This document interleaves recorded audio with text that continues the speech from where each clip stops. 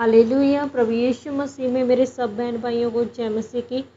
आप सबका स्वागत है मेरी भविष्यवाणियों की पुस्तक में। ये वचन प्रेरित अंकुर यूसुफ निरूला जी के द्वारा लिखे गए हैं और हमारा ये विश्वास है कि जब आप परमेश्वर के इन पवित्र वचनों को सुनेंगे तो परमेश्वर की आशीष आपके जीवन पर आएगी। आज का वचन, आत्मिक बनना लाभदायक है।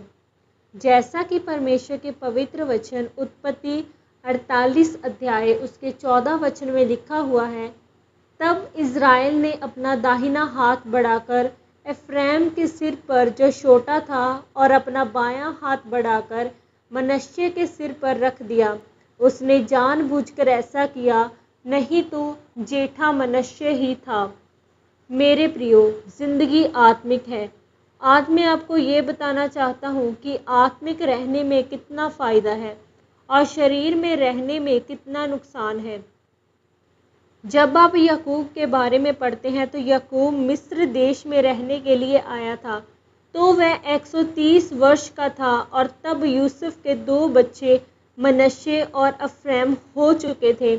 यूसुफ 30 साल की उम्र में प्रधानमंत्री बन चुका था और अकाल शुरू होने से पहले उसके 2 बच्चे हो चुके थे। जब अकाल पड़ा था तो याकूब को अपना देश छोड़कर मिस्र देश में आना पड़ा, क्योंकि मिस्र देश में अनाज था। और जब याकूब मरने वाला था तो वह 147 वर्ष का हो चुका था। तो उसने यूसुफ से कहा कि जा और अपने दोनों बच्चों को मेरे पास लेकर आ, ताकि मैं परमेश्वर के शब्दों से उनको आशीर्वाद दे सकूं और उसके बाद मैं इस दुनिया से जा सकूं। फिर यूसुफ जब अपने दोनों बेटों को याकूब के पास लेकर आया तो यूसुफ के बेटे बच्चे नहीं रहे थे, बल्कि वह समझदार हो चुके थे और पाप के बारे में जानते थे और परमेश्वर के बारे में भी सब जानते थे। और जब याकूब उन दोनों बेटों पर हाथ रखने लगा था तो याकूब ने अपना दाहिना हाथ छोटे बेटे पर रख दिया और बायां हाथ बड़े बेटे पर रख दिया। तब यूसुफ को ये बात बुरी लगी और उसने पिता से कहा कि नहीं पिता, अपना दाहिना हाथ बड़े बेटे मनश्शे पर रख, क्योंकि वह जेठा है। लेकिन याकूब ने कहा, नहीं, परमेश्वर ने कहा कि मेरा दाहिना हाथ छोटे पर, बायां हाथ बड़े पर जाएगा। ऐसा क्यों?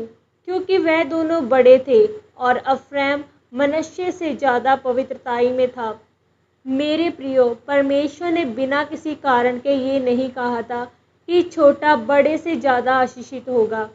इसलिए आज जब आप 350 वर्ष के बाद भी अफ्रैम के वंश के बारे में पढ़ते हैं तो वह बड़े बेटे से भी ज़्यादा फैला हुआ और आशीषित था।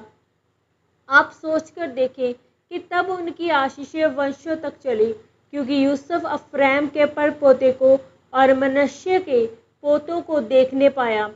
जब परमेश्वर आपके साथ होते हैं तो जो परिणाम लोग बुढ़ापे में प्राप्त करते हैं उसे आप जवानी में प्राप्त कर सकते हैं।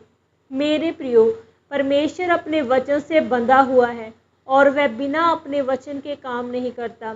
इसलिए आज आपको अपने जीवन में पवित्रताई में आत्मिक रीति से जीवन व्यतीत करना होगा, तब आप और आपके वंश आशीषित होंगे।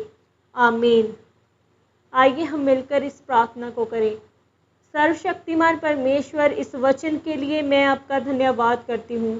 परमेश्वर, मैं ये प्रार्थना करती हूँ कि मैं आज से अपना जीवन आत्मिक रीति से जी सकूँ और आपकी आज्ञाओं को मान सकूँ। प्रभु यीशु मसीह के सामर्थी नाम में, आमीन। आज के इस पवित्र वचन के पढ़े या सुने जाने के द्वारा परमेश्वर आप सबको आशीषित करें। सबको जय मसीह की।